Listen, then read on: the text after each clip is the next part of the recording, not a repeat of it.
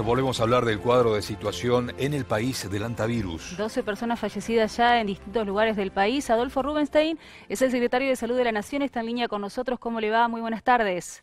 Hola, ¿cómo están? Bueno, ¿cuál es la situación en estos momentos? Incluso está recorriendo la zona sur de nuestro país, donde está el epicentro del brote de hantavirus. ¿Cómo se puede calificar en estos momentos la situación? Mira, estuve en estos últimos 2 días en la zona, en el epicentro que es Epuyén y en Esquel, y ahora ya estoy regresando a Buenos Aires. Lo más importante es aclarar que se trata de dos cosas diferentes. Una cosa es el brote en Epuyén de hantavirus y otra cosa son los casos que se han reportado en Salta, Jujuy o la provincia de Buenos Aires.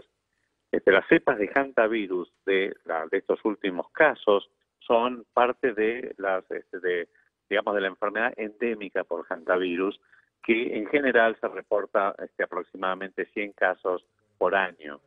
Esto es, en algunas zonas rurales del norte argentino, del centro y de la Patagonia, esto es, te diría, bastante común.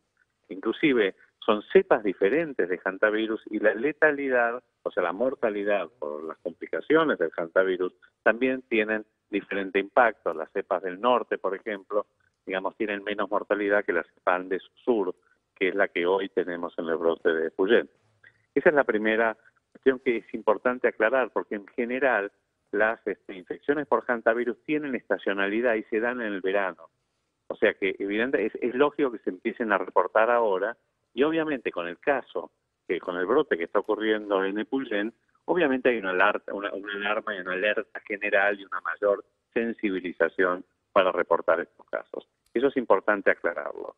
Después está el brote de Epuyén. El brote de Epuyén es un brote cuyas características son más inusuales, sobre todo porque remedan al famoso brote que hubo de hantavirus en el Bolsón en el año 96, hace más de 20 años, donde en aquel momento nunca se sospechó contagio interhumano, hasta los estudios que se hicieron a posteriori. Pero en aquel entonces no se tomaron medidas, por ejemplo, de aislamiento respiratorio, que eran las medidas más fundamentales para poder aislar a los pacientes, con infección, a los contactos y poder detener el brote. Lo que está pasando ahora en Epuyén es un poco la repetición de ese brote que hubo en el Bolsón hace más de 20 años, solo que desde el primer momento se tomaron, dado que la dinámica de contagio, que comenzó con un caso índice a principios de noviembre, en un señor que tenía síntomas, un trabajador rural, que concurrió a una fiesta y que contagió a otras personas, que a su vez contagiaron a otros, y así se fue desarrollando la cadena. En este caso sí se comenzó a sospechar inmediatamente contacto interhumano, por lo cual se tomaron muy rápidamente las medidas de aislamiento respiratorio, que inclusive fueron reforzadas en Epuyén en las últimas 2 semanas, justamente porque había por ahí algunos de los pobladores o de los contactos que eran un poco reticentes al cumplimiento de estas recomendaciones y tuvieron que hacerse una disposición judicial. Está la policía para vigilar más estrechamente el aislamiento domiciliario. Bien. Lo importante acá decir, y con esto termino esta primera parte, es Sí. que todos los casos de Epuyén, todos, absolutamente todos, reconocen la misma cadena de transmisión epidemiológica que comenzó con este primer caso, y esto incluye a los contactos o pacientes o casos positivos que han ocurrido en otras localidades e inclusive en Chile, la mujer chilena que falleció hace pocos días. Bien, doctor, ¿tiene algún grado de similitud con el mal de los rastrojos?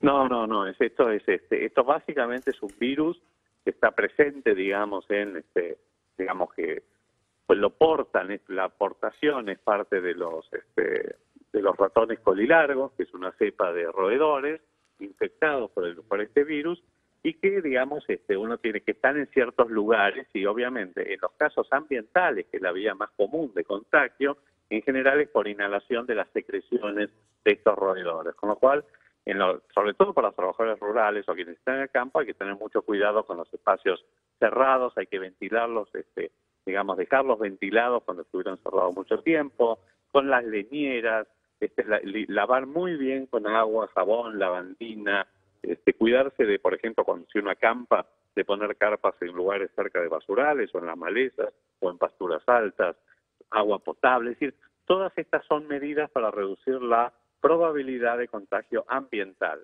En este caso, en el caso de Pujol, claramente la vía de contagio que nosotros estamos anticipando es la vía de contagio interhumano por la respiratoria, por eso el aislamiento, pero vamos a tener la confirmación con los estudios que estamos haciendo en nuestro instituto, en nuestro laboratorio de referencia, que es el Instituto Malbrán, el ANLIS, de los estudios de biología molecular, secuenciación genómica, sobre todo para ver si eventualmente hay una mutación que esté explicando esta conducta diferente del virus.